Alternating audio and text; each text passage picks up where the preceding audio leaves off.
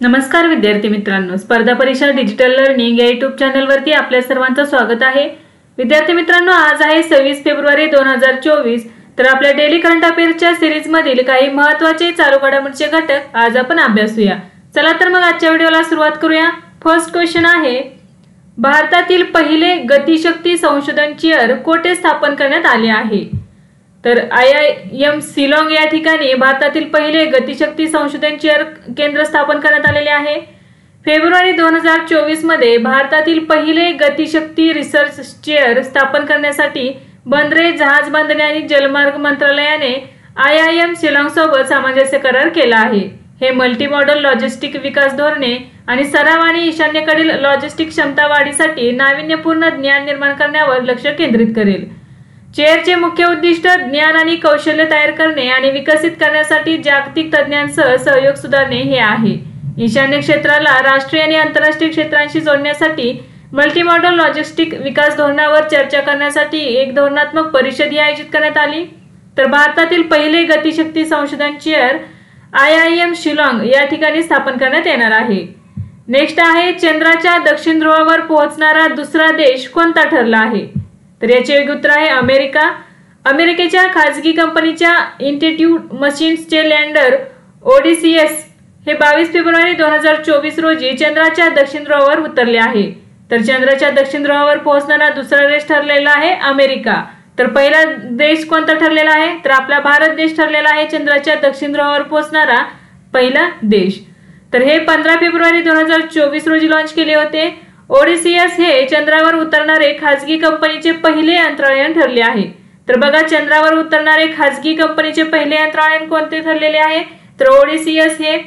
आणि दक्षिण ध्रुवावरती उतरणारा दुसरा देश कोणता ठरलेला आहे? तर अमेरिका। या माहितीमध्ये किंवा या प्रश्नामध्ये आपण दोन प्रश्न तयार झालेले आहेत। कोणते दोन प्रश्न आहेत? चंद्राच्या दक्षिण ध्रुवावर पोहोचणारा दुसरा देश कोणता ठरलेला आहे? तर अमेरिका। आणि चंद्रावर उतरणारे खाजगी कंपनीचे पहिले अंतराळयान कोणते ठरलेले आहे? तर ODCS मून मिशनचा उद्देश आहे चंद्रावरील धुळीचा अभ्यास करणे। ज्या ठिकाणी ODCS लँडर उतरले ते ठिकाण मलापर्ट म्हणून ओळखले जाते। नेक्स्ट आहे, भारताची पहिली महिला पीच क्युरेटर कोण बनली आहे? तर याचे योग्य उत्तर आहे जयसिता कल्याण। फेब्रुवारी 2024 मध्ये बंगळुरूच्या जयसिता कल्याणने भारताची पहिली महिला पीच क्युरेटर म्हणून इतिहास रचला आहे। बंगलोर लेग ऑफ द टुर्नामेंटसाठी खेळपट्ट्या तयार करण्याची जबाबदारी जयसिता कल्याणकडे सोपवण्यात आली आहे। पिच क्युरेटर म्हणजे काय? तर क्रिकेटच्या मैदानावरील धावपट्टीची देखरेख करणारे। नेक्स्ट आहे, नुकतीच वार्षिक क्षमता निर्माण योजना कोणत्या मंत्रालयाने सुरू केली आहे? तर रेल्वे मंत्रालयाने सुरू केलेली आहे। फेब्रुवारी 2024 मध्ये केंद्रीय रेल्वे मंत्री अश्विनी वैष्णव यांनी वार्षिक क्षमता निर्माण योजना सुरू केली आहे। या योजनेचा उद्देश रेल्वे कर्मचाऱ्यांचे कौशल्य आणि ज्ञान वाढवणे आहे, ज्यामुळे कार्यक्षमता वाढेल आणि सेवा वितरणात सुधारणा होईल। ही रेल्वे बोर्डाच्या सहकार्याने तयार करण्यात आली आहे। ही योजना संस्थात्मक क्षमतांच्या विकासावर लक्ष केंद्रित करेल, ज्यामध्ये नवीन तंत्रज्ञानाची अंमलबजावणी, ग्राहक सेवा सुधारणे आणि नवकल्पना आणि सतत सुधारणांच्या संस्कृतीला प्रोत्साहन देणे हे समाविष्ट असणार आहे। नेक्स्ट आहे, नुकतेच सहकार क्षेत्रातील जगातील सर्वात मोठ्या धान्य साठवणूक योजनेच्या पायलट प्रकल्पाचे उद्घाटन कोणी केले? तर याचे योग्य उत्तर आहे नरेंद्र मोदी। 24 फेब्रुवारी 2024 रोजी नवी दिल्ली येथे सहकार क्षेत्रातील जगातील सर्वात मोठ्या धान्य साठवणूक योजनेच्या पायलट प्रकल्पाचे उद्घाटन पंतप्रधान नरेंद्र मोदींच्या हस्ते करण्यात आले। या उपक्रमांतर्गत गोदामे आणि इतर कृषी पायाभूत सुविधांच्या बांधकामासाठी देशभरात अतिरिक्त 500 PACS ची पायाभरणी पंतप्रधान मोदींच्या हस्ते करण्यात आली। या उपक्रमाचा उद्देश अन्नधान्य पुरवठा साखळीसह PACS गोदामांना अखंडपणे एकत्रित करणे, अन्न सुरक्षा मजबूत करणे हा आहे। तसेच नाबार्डद्वारे समर्थित आणि राष्ट्रीय सहकारी विकास महामंडळाच्या नेतृत्वाखालील सहयोगी प्रयत्नांसह देशातील आर्थिक वाढीस चालना देणे हे याचे उद्दिष्ट आहे। नेक्स्ट क्वेश्चन आहे, नुकतीच US India strategic and partnership फोरमच्या संचालक मंडळावर कोणाची नियुक्ती करण्यात आली आहे? तर सलील पारेख यांची नियुक्ती करण्यात आली आहे। फेब्रुवारी 2024 मध्ये इन्फोसिसचे मुख्य कार्यकारी अधिकारी आणि व्यवस्थापकीय संचालक सलील पारेख यांची US India strategic and partnership फोरमच्या संचालक मंडळावर नियुक्ती करण्यात आली आहे। सलील पारेख हे IIT सेवा उद्योगात सुमारे 3 दशकांपासून कार्यरत आहेत। नेक्स्ट आहे, माजी भारतीय क्रिकेटपटू लालचंद राजपूत कोणत्या देशाच्या क्रिकेट संघाचे मुख्य प्रशिक्षक बनले आहेत? तर याचे योग्य उत्तर आहे संयुक्त अरब अमिराती। फेब्रुवारी 2024 मध्ये माजी भारतीय क्रिकेटपटू लालचंद राजपूत यांना संयुक्त अरब अमिराती पुरुष क्रिकेट संघाचे मुख्य प्रशिक्षक म्हणून नियुक्त करण्यात आले आहे। त्यांना पुढील 3 वर्षांसाठी नियुक्त करण्यात आले आहे। 2007 मध्ये T20 विश्वचषक जिंकणाऱ्या भारतीय संघाचे ते प्रशिक्षक होते। नेक्स्ट आहे पेंगॉंग फ्रोझन लेक मॅरेथॉन 2024 कोणी जिंकली? तर भगवान सिंग आणि महेश खुराना यांनी मॅरेथॉन जिंकली आहे। भोपाळच्या भगवान सिंग आणि महेश खुराना या खेळाडूंनी जगातील सर्वात उंच गोठलेल्या लेक मॅरेथॉन पेंगॉंग फ्रोझन लेक मॅरेथॉन 2024 मध्ये विजय मिळवला आहे। एव्हरेस्ट शिखर सर करणारे भगवान सिंग हे मध्य प्रदेशातील पहिले गिर्यारोहक आहेत। अत्यंत तीव्र परिस्थितीसाठी ओळखली जाणारी ही मॅरेथॉन जगाची सर्वोच्च गोठलेली तलाव मॅरेथॉन म्हणून ओळखली जाते। ही मॅरेथॉन लडाख येथे आयोजित करण्यात आली होती। नेक्स्ट आहे जागतिक टेक्सटाईल एक्सपो भारत टेक्स 2024 कोठे आयोजित करण्यात आला आहे? तर याचे उत्तर आहे नवी दिल्ली। पंतप्रधान नरेंद्र मोदींनी 26 फेब्रुवारी 2024 रोजी नवी दिल्लीतील भारत मंडपम येथे जागतिक वस्त्रोद्योग प्रदर्शनी भारत टेक्स 2024 चे उद्घाटन केले। यात 100 देशातील खरेदीदार आणि 100हून अधिक आंतरराष्ट्रीय स्पीकर समाविष्ट आहेत।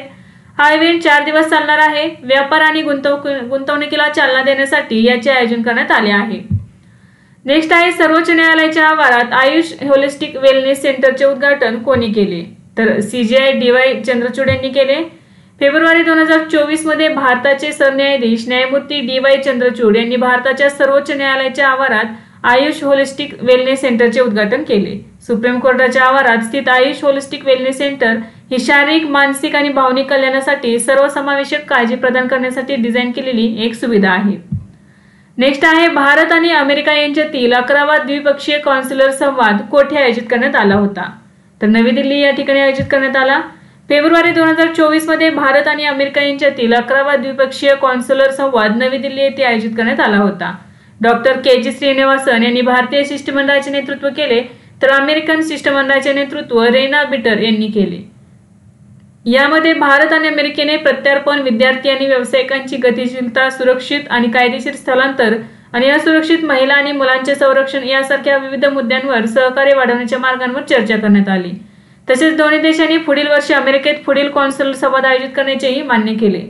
नेक्स्ट आहे गोवा राज्य सरकारने क्लायमेट फायनान्स सुविधेसाठी कोणाशी हातमिळवणी केली आहे? तर याचे उत्तर आहे जागतिक बँक।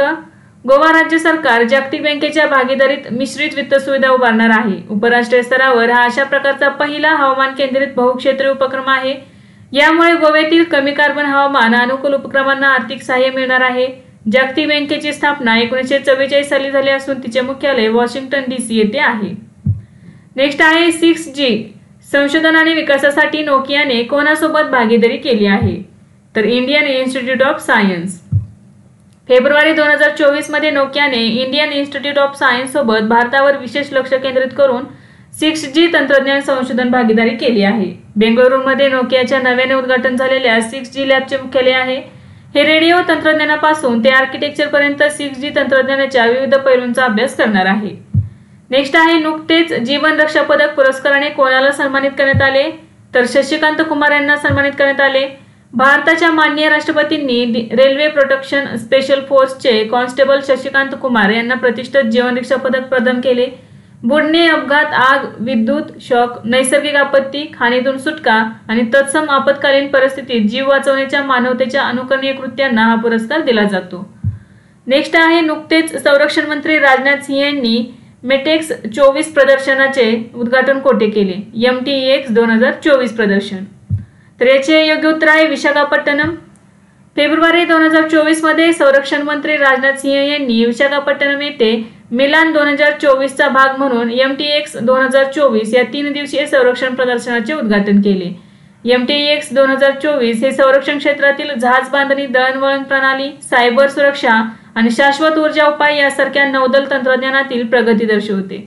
हे प्रदर्शन भारतीय संरक्षण उत्पादन, संरक्षण स्टार्टअप, संरक्षण PSUs आणि भारतीय नौदल संघटनांना एकत्र आणते, ज्यामुळे सहयोग, ज्ञानाची देवाणघेवाण आणि भारतीय सागरी उद्योगाच्या वाढीला अधिक सुरक्षित आणि समृद्ध भविष्यासाठी प्रोत्साहन दिले जाते।